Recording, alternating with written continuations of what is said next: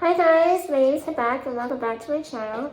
So today we're going to talk about how to start or grow a business on ODSP. And for those of you who don't know, ODSP stands for Ontario Disability Support Program, and it's the financial assistance program in Ontario for individuals with disabilities. So essentially a term that people call for a lot of these programs is like welfare, but I don't like that term. And so I just call it government assistance program meant for people with disabilities. Even though people get on the program because the government recognizes that they have a condition that limits their ability to gain full-time employment. That doesn't mean you can't do any type of work.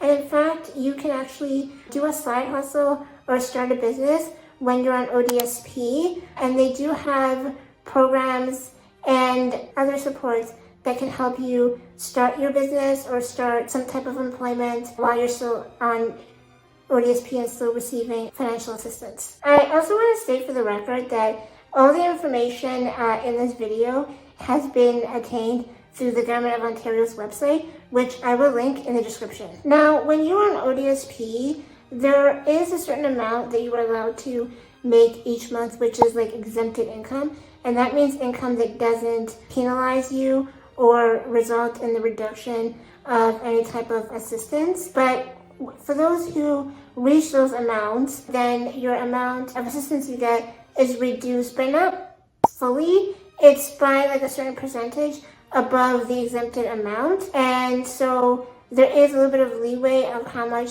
you can earn. And some cases, it is actually pretty significant of exempted earnings that you can make before your assistance is affected. Now, if you have employment through a job through another employer and stuff, then you do have to report your income month to month, and then the adjustments, depending on if you make over the exempted amount, will get adjusted the following month.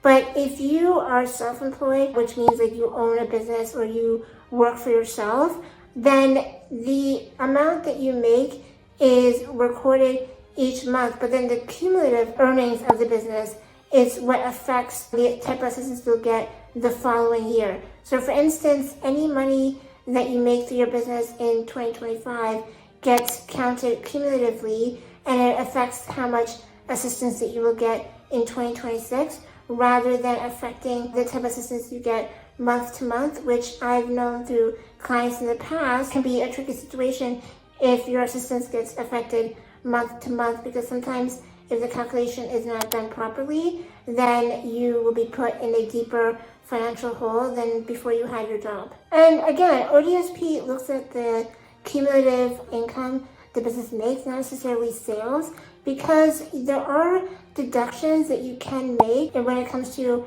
reporting the income of your business that you can say that you use to reinvest your business or grow your business, but it has to be related to the business itself. But that can show a more realistic picture about how much money your business is making, rather than looking strictly at sales. It looks at more of the net income of the business overall.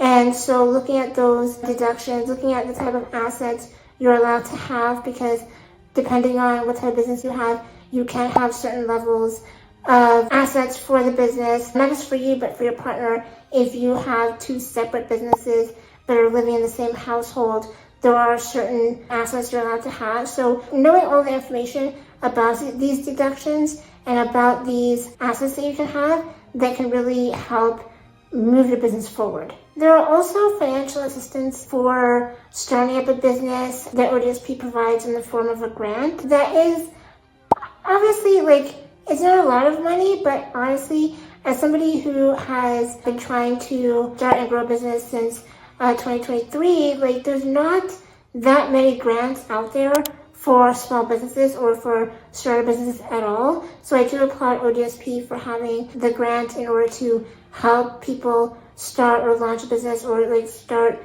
their employment path and whatnot. And there's also other financial assistance that you can do if your business is making money that can help with different aspects of running your business. And there's also even deductions you're allowed to make based on your disability or your childcare situation that you would need to make those deductions in order to help you like gain employment or start a business.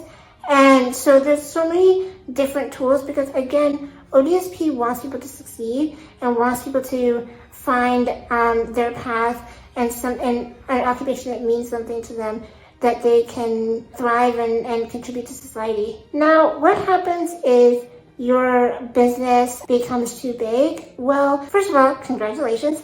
But if your business or your side hustle, now turning into a full-time hustle, becomes so successful that you max out all of the limits and the exemptions that ODSP has, then you will be getting less financial assistance, which I know can be scary. Honestly, owning a business can be very scary. Going from, guaranteed income to unguaranteed income is something that many people are afraid about. It's scary. I understand it's completely scary, but if your business has become so successful that it's gone over the limits of ODSP, then I think you've proven to yourself that it can succeed and it can move forward. If you are someone, though, that is concerned about the financial component of coming off ODSP, ODSP does have a rapid reassessment intake where you go back on the program, but it's not going to take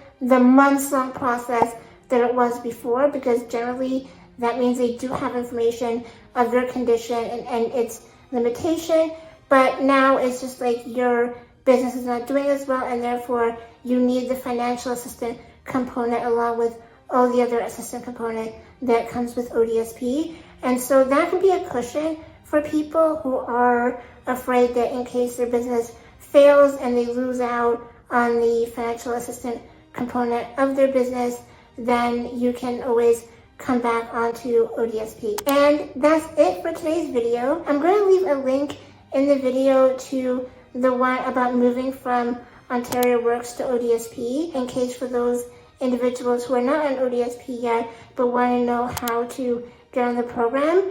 And if you have any questions about any of the programs discussed or any of the information about starting a business on ODSP or growing your business on ODSP, please let me know in the comment section. And don't forget to like, comment, subscribe, turn on your notifications, and I will see you next week.